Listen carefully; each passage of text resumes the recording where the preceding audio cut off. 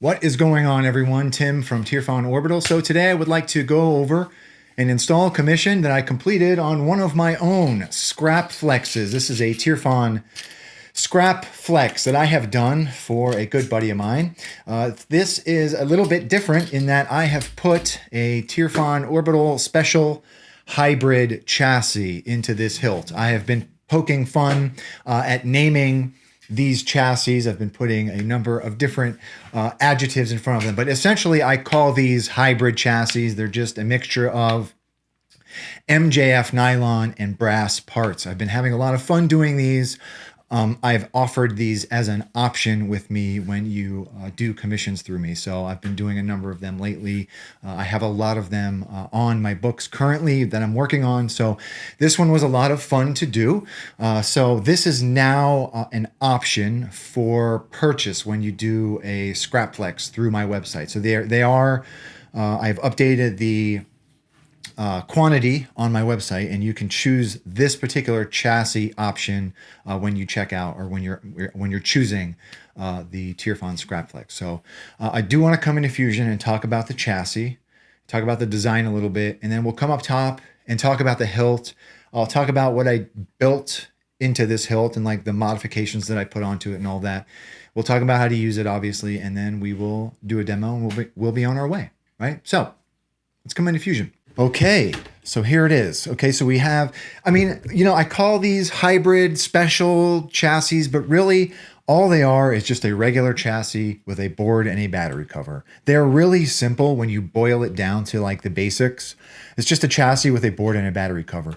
The reason that these can cost a little bit more is because obviously you've got premium metals that have to go off to printing, and you also have to consider the design time, right? It takes a little bit longer to design these parts to make sure everything is lining up correctly. I have to work on navigating in Fusion. I'm probably making people sick with the amount of zooming that I'm doing.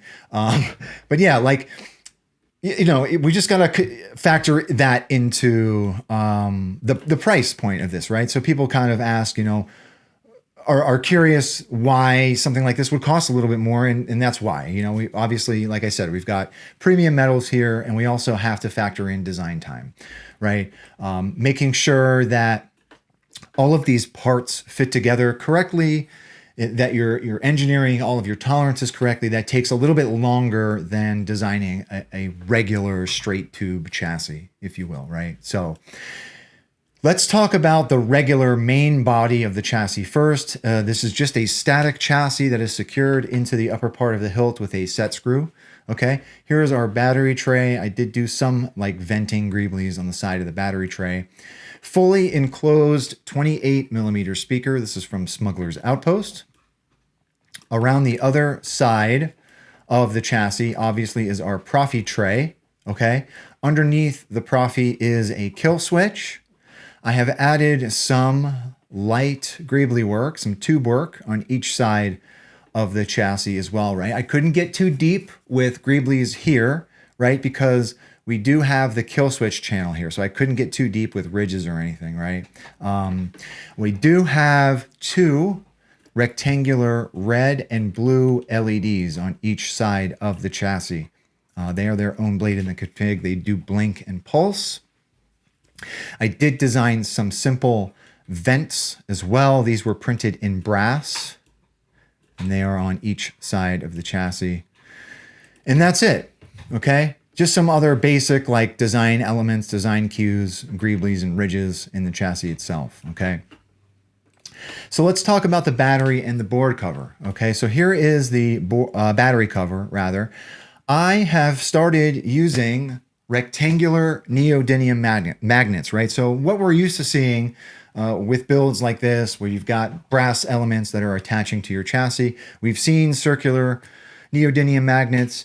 A lot of folks are using really, really small neodymium magnets. I've said this before in videos. I can't stand using small magnets.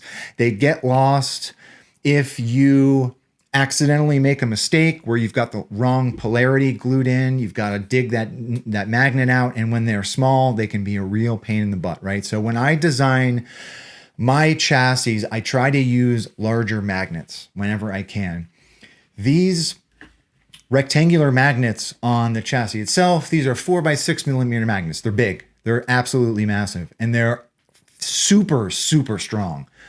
I love the amount of strength that we are getting, that I get with these magnets, right?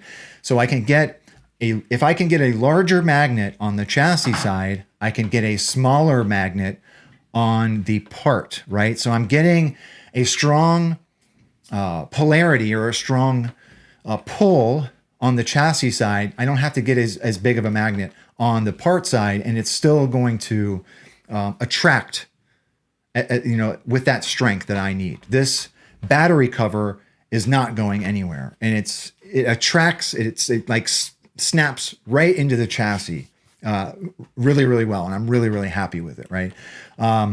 It's not going anywhere. There's no flying around with the battery cover when the chassis is or when the hilt is clashed or anything like that. I'm really, really happy with the strength that I get with this, right? And the same thing with the board cover, okay? The board cover is not just like a press fit on top of the board. The board cover is attached with a 4x6 magnet here. I could not do a large 4x6 on the bottom because of that kill switch, right? We've got to take into account the depth here. So I did put a smaller magnet at the bottom, but that's still fine. There's plenty of grip and attractiveness that just this whole board cover just snaps into place. There is a hole in that board cover, so you can still get at your kill switch without having to take that board cover off, right? What's the point of having a board cover in place if you can't get at your kill switch? In my opinion, the point of having this board cover is that it just stays there. It's decorative, it stays there. You can get at your kill switch. You don't have to pull it off to get at your kill switch. I mean, obviously you have to pull it off if you want to get at your USB and your SD card, but yeah, really, really happy with how that one came out too. Not too, complicated with the design work or the greebly work on this one. Just a lot of ridges and channels. And that's it. I mean, like I said, when you really boil down to it, it's really not a complicated chassis. It's just a chassis with a battery and a board cover.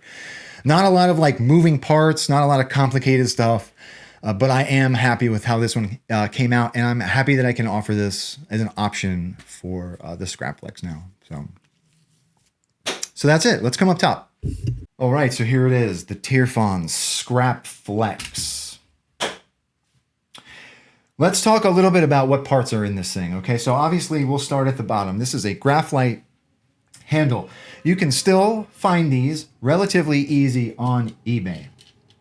Okay, they're still relatively easy to find. They're not as difficult to find as like a Canon Y, which are increasingly becoming almost impossible to find, right? So the pommel is a Custom Saber Shop pommel. Now I've added a Custom Saber Shop brass pommel cap on as well that has been naturally weathered. So we have that nice green crusty patina at the bottom there. I have added a D-ring that has also been heat stained and weathered. This brass panel down here I designed in Fusion and had sent off to be printed in brass as well, and that was also weathered. So we've got a nice green crusty patina on that. I have tapped and threaded some hex screws to secure that into the pommel. The pommel was also scarred up a little bit. I took a Dremel to that and then weathered the entire thing. This brass ring I added myself as well, okay, and then weathered that. Luckily for me, so the client wanted this, the hilt weathered, right? Luckily for me, this particular graphite handle was already beaten up a little bit. So this was already weathered when I received it, when I bought it. I bought this off eBay. So we've got a ScrapFlex 2.0 conversion piece. This is from the Custom Saber Shop. This is how we screw the grip into this 2.0 blade holder up here. I just JB weld that to this grip. This whole thing is just JB welded in place, okay? And that is not going anywhere. Here's the chassis, obviously. Let's keep going up to the top. So this top section is ScrapFlex upper assembly from the ScrapFlex shop, okay, that I've obviously chopped, okay? Around back, this is a heat sink. I keep I can't remember where I got these from. I bought a bunch of these a while back from a supplier on Etsy. They are a heatsink for a 3D printer, like an Ender 3D printer. What I do is I take a Dremel to the inside of them and make them concave. And then I take a sanding drum, like a 2-inch sanding drum, to make them concave enough so that they hug the outside of that ScrapFlex. So it's, it's the same radius as the ScrapFlex, so it sits nice and flush. Okay. This clamp latch is from One Replicas. Okay, that's also been weathered. Added my own copper plate down there as well. ScrapFlex shop red button that acts as your main. Around the front, obviously we've got our glass eye from the ScrapFlex shop that has been weathered and heat stained. In front of that is a brass mesh. I like doing that, and glass eyes, it gives it a little bit of a unique look. Brass pins have also been weathered, okay, and obviously the bunny ears have been weathered as well. Top of the ScrapFlex has been a little bit of, battle scarred. I put some gouges in that, and then I heat stained the entire tip, okay. And that's it. So as far as the 2.0 holder is concerned, I did strip back the anodization on that, and then I went back with some aluminum black and then sealed that aluminum black with some matte spray just to make it look really crusty and grimy and gross. Okay. And that's it. So here's our chassis. This is done in MJF nylon. I did do a pass of pewter and onyx rub and buff on this, and then I sealed that. There are two. So I'm just realizing this. In my renders, I have red and blue rectangular LEDs. In this build, I put green and yellow rectangulars. So there are those two LEDs on each side. Here's our battery cover. I love the way, I love how secure those magnets are. And here's our board cover. Okay. Gonna leave that off for now. So to use this guy, obviously take your battery cover off. Spring side is your negative. Put your battery in your battery tray. So this was already on. If you don't hear anything, hit your kill switch. Hello there. And you can put your battery cover back on. Let's put our board cover on as well. And you are good to go.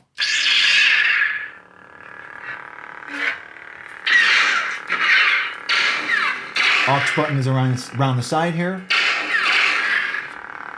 Okay, and you're good to go. So let's put our grip back on.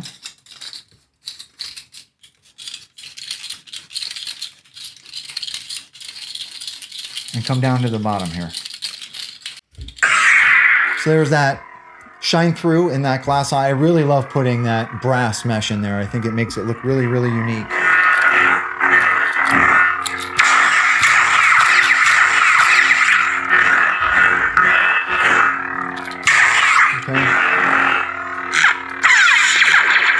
So, let's put a blade in it. I just so happen, I'm actually prepared this time, so I have a blade here. So, 7/8 inch blade holder.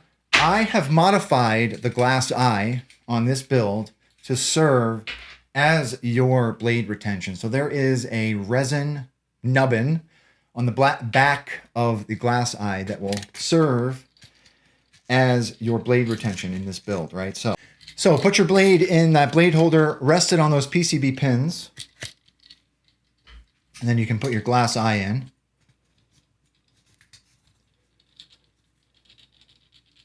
And you're good to go.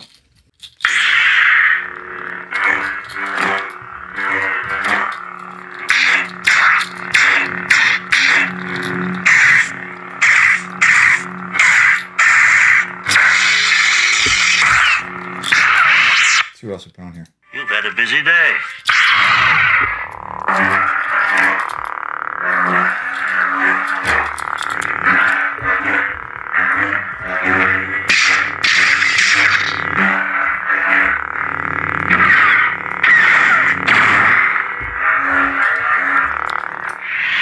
Gotta love that shine through on the glass eye. It's one of my favorite things about a ScrapFlex tool.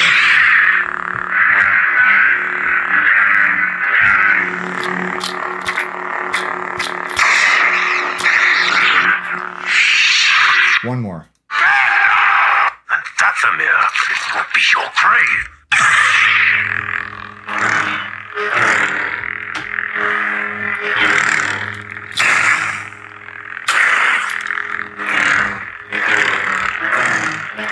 Good sounding help.